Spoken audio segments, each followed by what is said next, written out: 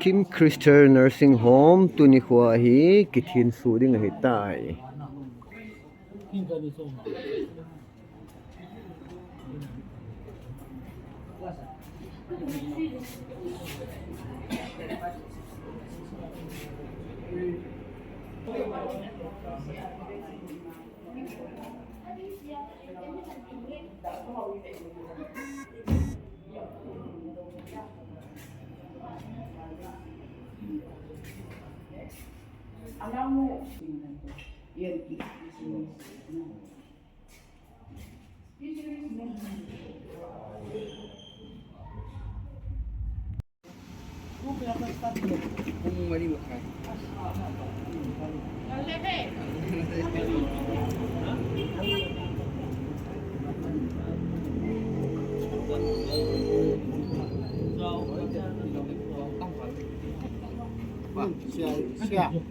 Thank you. Oh, okay.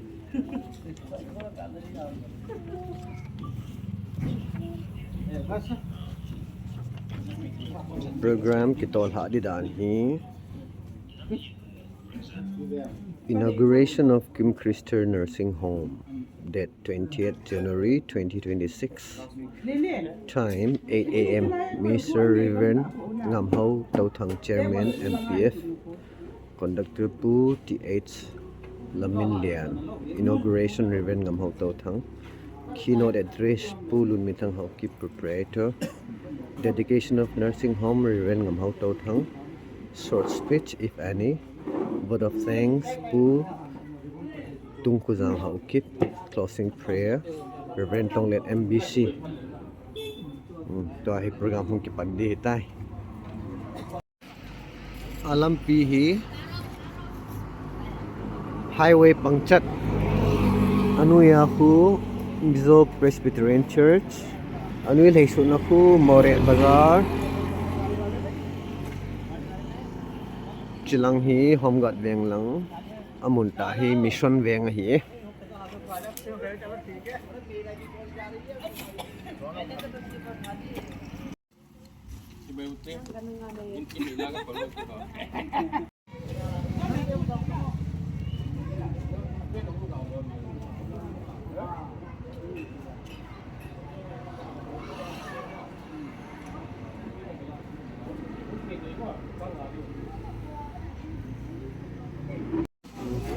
Kuni dia pithei Moreh Mission Veng pia KIMCRYSTAL Nursing Home ong thei yung sion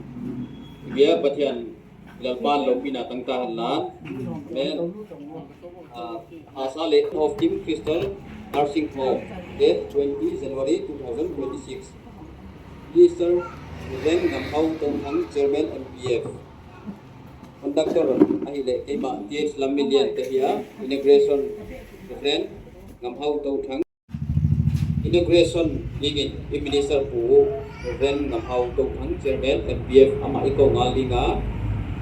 kumbe nato ama tunay ibig masingwen.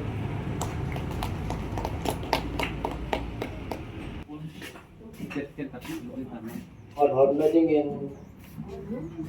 pakai minting panin tujing kan singdong katin yang so mo ite tu sei pa sun behim zapa iselai mun hi kalal to na mun le kapeng to na mun ahin ana simbeo te hot nadingin mo kel kwat jo se lu khang sangun mo khang luilaya isim sa ko kihong kihang sa ko lo pina leang pa su ang lu thei da ding isi lo pina leang pa su koyam thane pin pakai ama hi lo pina leang pa ahi tu sei pa silai mun hi adal to no mun ka kien to na mun ding ai ahi bangin keima pasal fellowship ilai form na a pasal jo se thanangin Lema Chairman Reverend Naonei. Hiche KIMCRYSTAL Nursing Home ni apa asa lagaw theu minin keima ando na anahitai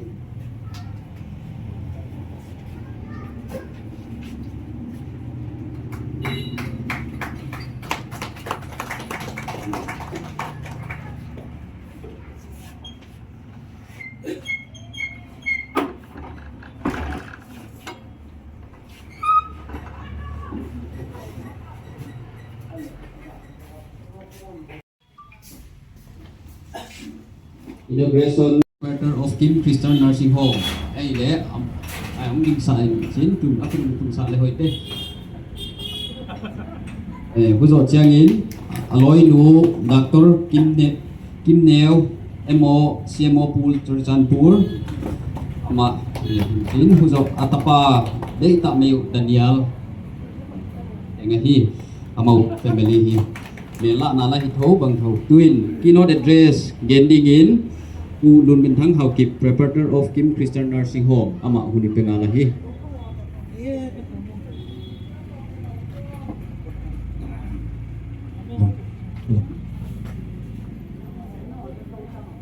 Patingin papai piven kagela hile ito bang ni ko hi try mo na itin ki mang entity zong kagel na ina pang kapoy bihi kahin ko kaga vet je themkhat tin ni mo chahian lang zong le kabol ding phat de hin kanung ka mai tin pi ding loi le pai hi chukit le in sum mi ho hi chukit le pi le pu te ho hi anong ka mai ni tin pi jing bin hi le wall de jang he ka thanok na za lam kan hom ji ai tu ni khwai chlai lungge la jong anong khabe se lo ihan nam hi le ka vision hin chi ta bang ga gel ding jong hi an pu lam ka vi bo nga chun machine ne cha ana bolin dia chi hat na kha lo na ban hin in mun ho ai lo ne thil lo hin su tu na ding hin ik to pi ge hi ni lo yan na ne ke bo do the lo de hi chi ma sanga ka da se nam che thil ne cha cha ka bo na hi ai din pi ji na ve ai din pi ni na ku bu ho za na hi cho to ni tu ni chang le hi hin ko ka hin ko bo do the ji hi ti hi ama sa pe ni ka hin ko do ma ni cho hi tu ni an chlai mo na ho zo si hi ji ku ve ya ti an na hi ji na tu ni ko ta ni man ta ni ti cho ko da se do no be hi alang khala ga se din gal tu mun tin bo na sa na tam ta ong han lang sa le chi ta bang chlai mo na mo ong ti ge hi i ge la le mo ho ta sa ni tu be hi mai the yan lang jong le mo re hi apoi the wa nga hi ke ho adia hi attachment hi an be khapo ji tu gal tu ko la ta jang chlai ki mo re hospital ni ke pe pi Naonei ENT specialist hi ama hi ko mong jing hi asat na lai ning khat be da the zo the ding ahi ding chu ke vision ahi si a slide na tu ni hom da hi ni ko ma zo se chu na e ma ni mai ni zo ku ku na chung chu ko ni ko ni ka pha che na ding ni zo e che han na dedication hai mai chang khat ken bo no ni chi chu ang ni ko tin ni ka pha chang chang ni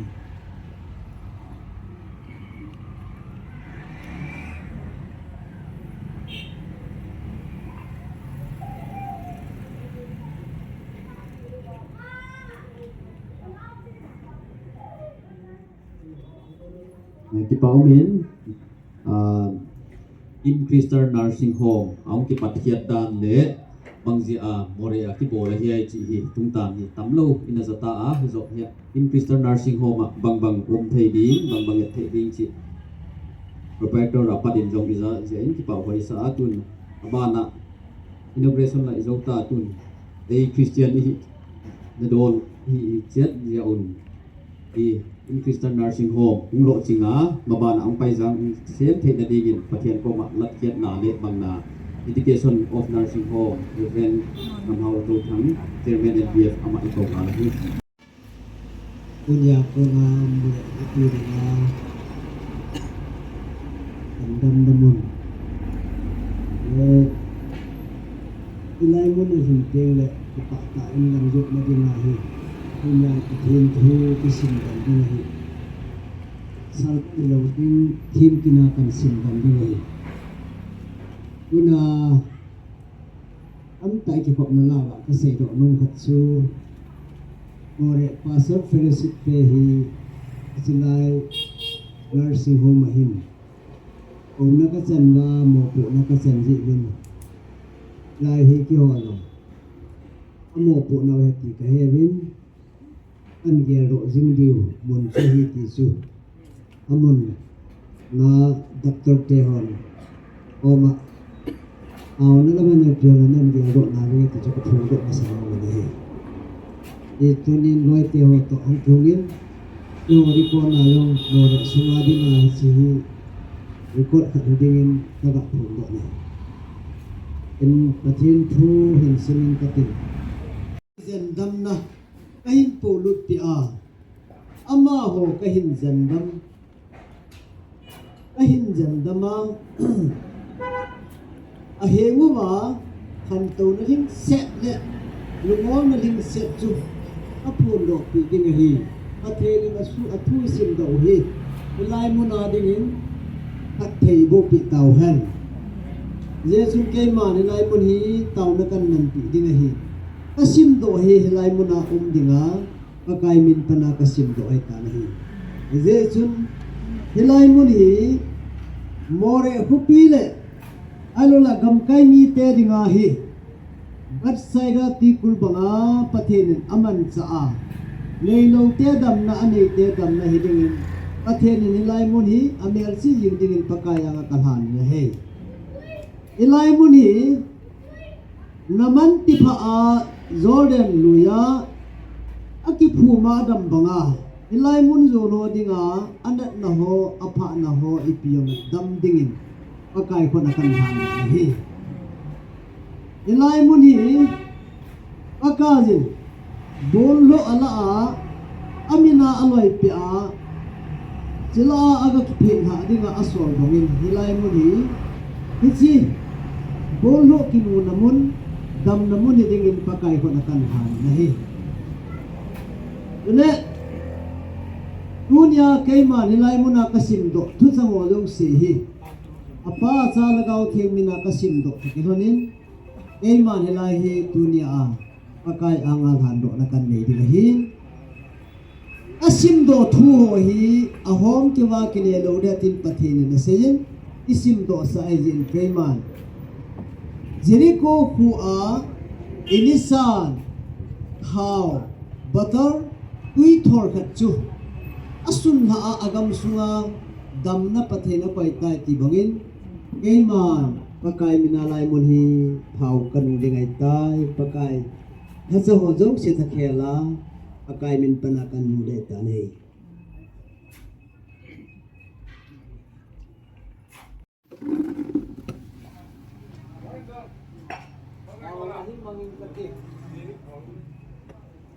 Hallelujah, hallelujah. Nursing home tin kamin sao hi nanga kona kajanwin kaheri. Eyejun tuni nilai muni kagam sungpum pimin inap nade ipalamun ninga kanay na dimin tuni nilai muni namin panin kot kanahong tawin. Kot kahon nuwa paka hilay muna tilso dihi na thuhi eji in sunga kasim dan tawin. Paka ni lung seta nang man agam sung pumpi wadinga nasim sate na sate ngai lutji bin gat saida ti kun na koi banga za kai zo si lo de te ya chu wai lu lo pin se de ka ti ya chu se de na te ka ti ya na chu de do ka ni themkhat ka se nom chu adang ai ko clinic izat yong han lam he zong de ngai lu na am ruai da chu lo ye chu doctor han lang nurse han lang ai lu le phil za chu mi zong le ni in a he na a chi pi su te chu ai nai ai wanga chu I bo I to zo si hi ngai lu na apan luwa le a tho na hi Eho, kami Moreh sungai ini hospital, private hospital, Moreh human lang. Iskan jadi thei ni ni Ya tu KIMCRYSTAL Nursing Home ini. Ya city sekian tanggai. Oh ini kau ini bunti juga ini. Khopi kayak ini, ama bang tu yang lamkaiho tak kamu boleh. Oleh, itu. Paumin, zaam tak izin KIMCRYSTAL Nursing Home Inauguration na hingkalsong hozo se kazana salam ko yung pimasawe. Moreh ahi isita bang gaini lang hi poy mo mamazing na. Kaling boy wako na hin doctor ading hin president pamisay bang hin gaini lang doctor ti hi aka samse hi aka tinahin kisay sizing ni kuni chang inay ni zame tuni phana hi nursing home kondo oba hi chilay ang kizi hozo se kivetsah rung hi na kaki papi ovin Hiche clinic nga di nga na sa adiw til poy mo tang ta kapi no mo bin hi bang nu tiang pesa makiziin ima ekipizo po in hichi chun hichi pa cha hi kahin pi bin amung zo se in hichi na ya damlo amung ki vet sa zo se pa cha hi vet na ki pa na ni ya damna ni ti na dingin tin hichi hi nu te ke da pian hi cha more blog na ko na kahin pi ye pathenin KIMCRYSTAL Nursing Home pithei bo zingin tin Adam lo wang kal song zo si yong dam na hin pi zing ta hin pi pa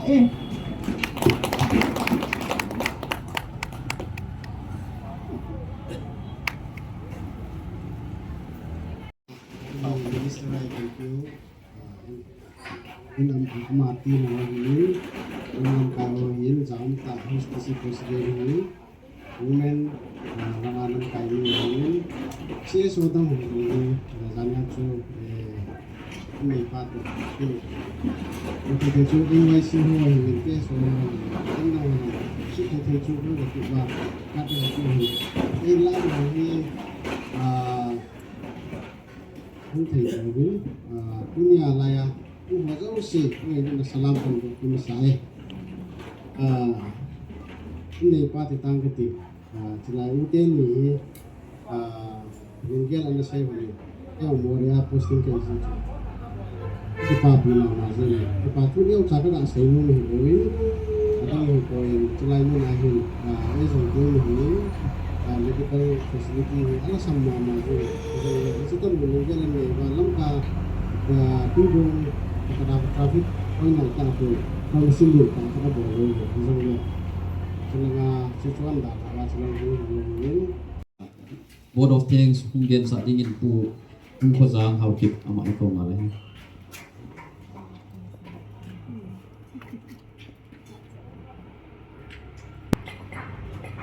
Kan masan programอยู่ในปีฟ้าประเทศตะวันออกกันเลยที่จันนะผู้นักกินทีมไปเป็นปีนู้ผู้มีนิสัยไปเห็นจะละอร่อยอะไรนะอาบานน่ะน้ำมันรับปากเชื่อส่งไปนี่และโอ้ยมันละไม่ส่งแล้วโอ้ยมันออฟฟิเชียลยิ่งส่งกันนี่ละการเอาไปของBila putih, bila nanti ho. Abon sekian benua cuma, aku panakan pun ini.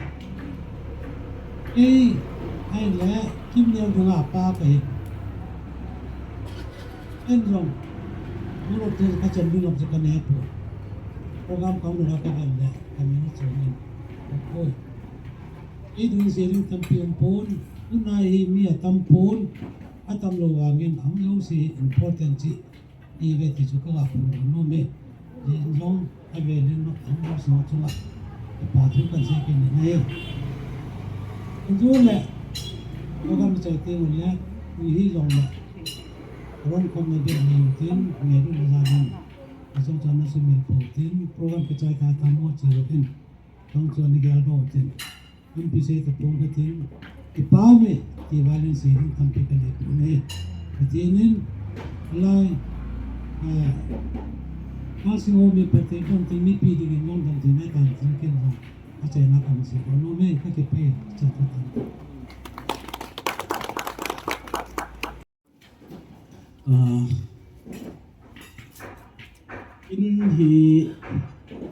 Inai lâu hi, rung đông cả mấy chục lần zawa kan min pha cha lidin hin mi zo si ni boy pi pi hi antina so ko ba ani ko thoi chiki de mang cha hi ki de mo hin mi dang dang jong he tam ta kan ko na USB ko ko ram ka ki je in nei te mi phal pi la wa hin hi chi ta bang hi gom da thai lo ti je wa chi tu ni mo ni ta sa na ka bo ti kan kam lo je lo se he te pi kha de te no ni ni ni ni la chi tu ni ko ni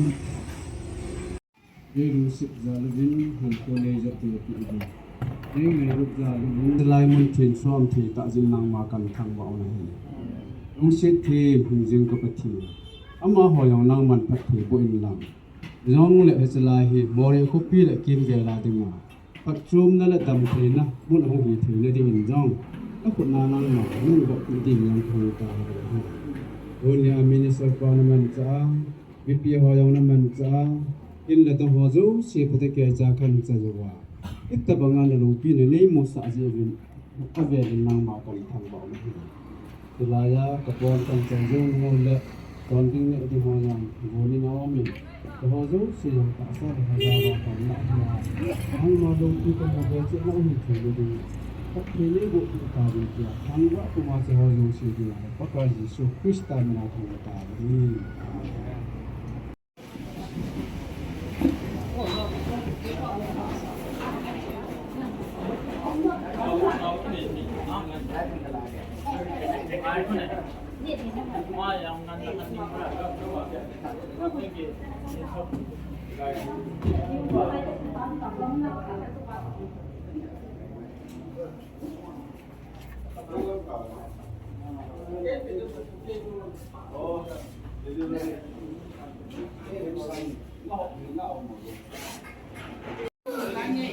Okay.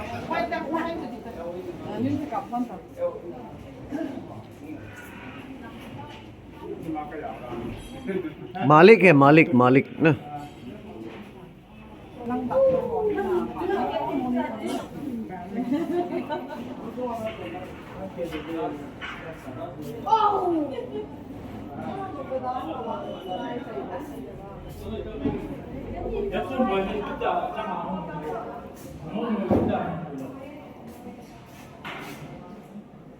cái dạ trai tiệt tay cái